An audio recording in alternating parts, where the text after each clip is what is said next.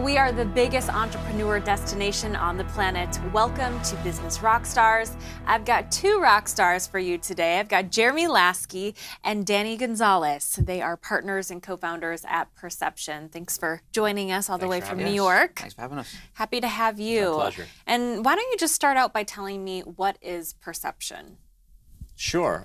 Perception is a design and visual effects studio that we founded in 2001. I guess about 16 years ago. And today we divide our time designing for feature films, a lot of interface design and technology for movies, but we also spend an equal amount of time designing futuristic user experiences for real-world technology companies. Awesome. So are we talking video design, or what mediums are we talking about when it comes to design? So for the feature films, it's all motion graphics, compositing. So we make it, the first film we worked on was Iron Man 2. I've heard of it. Yep.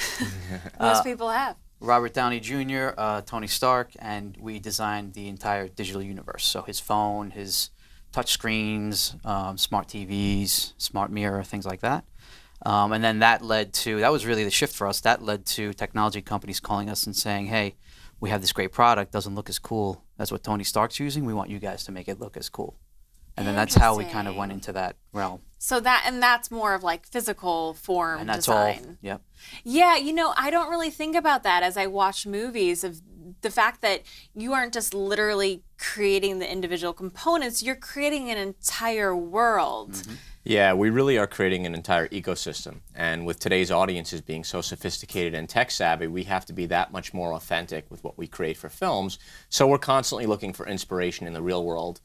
And that has led to taking a lot of what we do for movies and bringing that into the real world projects as well. So it's science fiction influencing science fact, and it's this circle of creativity that flows back and forth continuously. So your industry has changed so rapidly in the past 10 plus years. Tell me a little bit about how you've not only kept up with it, but you've actually been one of the leaders and the disruptors in this field.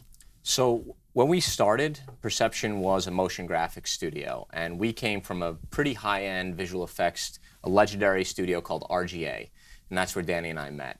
And we were working on commercials and films and music videos using pretty high-end, expensive machines. And when we started Perception, it was this motion graphics revolution. It was this idea that we could do everything that we used to do on Avids and Flames, we could now do on the desktop using Final Cut and After Effects and a number of other software pieces that we got involved with for a fraction of the cost, and it was a lot more economical for our clients.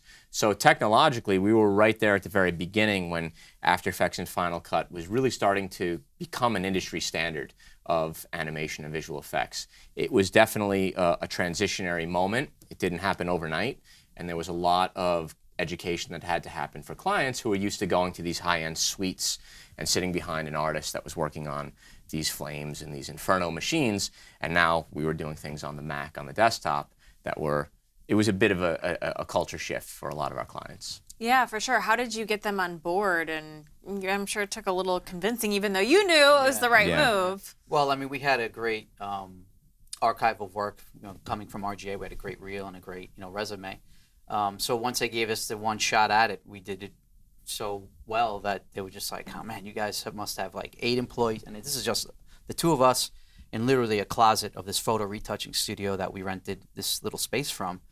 And we just cranked out work like it was, going out of style. We knew creatively what we wanted to do. So, we just used the technology that we had in a very different way than what everybody was using it. And we just knew how to set things up and build it in a modular way where, for example, one of the first projects we got was a campaign for HBO, was The Sopranos. And they asked us to pitch it, so we pitched it. We won it. We won the project because and what we had to do was not only come up with creative ideas, but come up with scripts, the music, and everything else that goes along with it. So it was, again, a whole kind of personality for that promo that was going to be, sent out to the world via HBO to get people to sign up for HBO to catch that season of The Sopranos. And we got the project, and then there were like probably about 150 different types of endings we had to do and different types of versions. And they gave it to us, and we were sitting there, we're like, all right, we're going to figure this out in a way where we can crank all these out like 10 a day and get it to them. And then we would, and they would be like, you guys probably have like 3 different Infernos and blah, blah, blah. It's like, nope, I got a laptop and he's got an Aqua G3 and we just know what we're doing.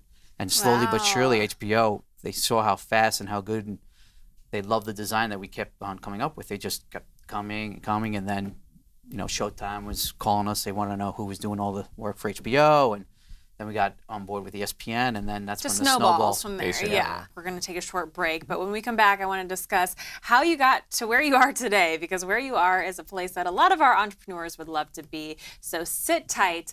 We are the biggest entrepreneur destination on the planet. This is Business Rockstars.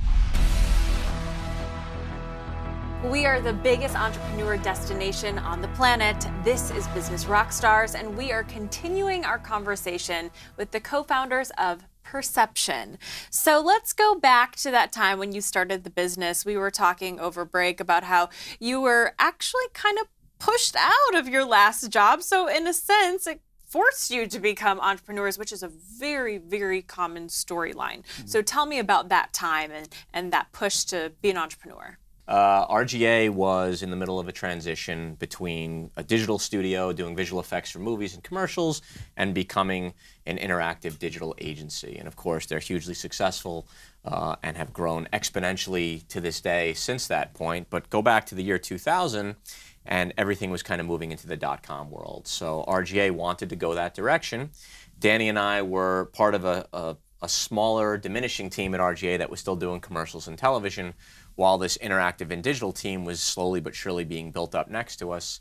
And there came a point in time where the executives basically decided, we're either going to keep you guys on as interactive and website designers, or in a couple months you'll be out into the world. Which would you prefer? So I took the exit door. And it was one of those moments that I look back on as one of the best things that ever happened. At the time, it's scary. You're sort of being laid off. You are being laid off. You're not sure what's going to happen. The future's very uncertain. But everything happens for a reason. And it kind of forced me to take a risk, take the plunge, and start planning things out to go towards our own company. Danny did stick around a bit longer than I did, and he stayed at RGA doing the interactive work. And while we were planning Perception, I started freelancing, doing some motion graphics work, doing some stuff for some of the networks in New York. And we were putting the pieces together, the whole time in the background. And at that point, I was at RGA, pretty comfortable. I had my first child on the way, and Jeremy said, either leave RGA now or we're never going to do this. And I said, okay, that's it, let's do it. So I left, and then we started Perception. So it was very nerve-wracking at the beginning when you got a kid on the way. He was freelancing, but leaving that behind and starting your own thing, it's huge. You don't even realize half the stuff you have to do once you start your own company. Everybody thinks like you just get a space and the phone rings and people start calling. Lots it of doesn't things. work We're that going way. to talk about that too. But I love what you said. You had a kid on the way. There's always a million excuses why it's not the right time. So let's talk about that major milestone you reached, and it was a goal that you actively pursued, and that's working with Marvel. How'd you get that client? Going back to the very beginning where all these seeds were originally planted, it was right around the time that the first Spider-Man movie had come out, Tobey Maguire, Sam Raimi's Spider-Man. It was right around Bryan Singer's X-Men movies. So this was just the very, very beginning of the superhero, specifically Marvel superhero craze, trend, whatever you want to call it, tidal wave.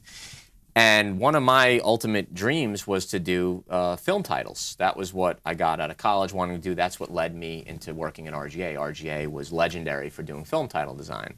So all of a sudden, when I saw this coming tidal wave of Marvel movies, I thought, not only do I want to do a title sequence, I want to do a title sequence for a Marvel movie.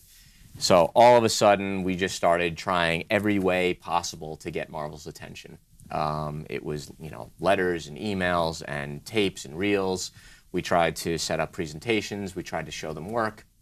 And it happened over many, many years and a lot of persistence. And ultimately, we had an opportunity to work on their animated features division, which was a pretty successful division they had where they would release these feature-length cartoons to DVD, and we got to do title sequences for 3 of them. One was Hulk versus Wolverine, one was Planet Hulk, and the third one was Tales of Asgard. And those were life changers because all of the people that we got to work with on those ended up going into the movie division. Marvel Studios became its own movie studio right around Iron Man, and a lot of the people that we got to meet and show our potential to moved into the feature film world, and then they started giving us opportunities. So it was a little bit at a time, and there's a lot of things I'm skipping over, but yeah, that's the... yeah. Well, you got to remember I'm from Queens, he's from Brooklyn, and we don't take no for an answer. People are like, yeah, we'll talk to you tomorrow. We'll talk. So eventually we're just like, we're going to be in LA tomorrow. We want to show you what we're thinking for, this movie that's coming out, whether it's Hulk, whether it's Iron Man. They're like, well, if you're going to be in the neighborhood, yeah, you can come by. We call from New York. We're like, next flight, we're on. Yeah. And we were there. We have pictures of us outside of Marvel when they were. Yeah, I mean, that's another thing, is just timing, and Yeah. it was perfect timing because they were still small. They were still in Beverly Hills. They weren't, part of Disney. So it was a different group, and it was it was the same group, but it was a smaller group, and it was just a little bit more accessible.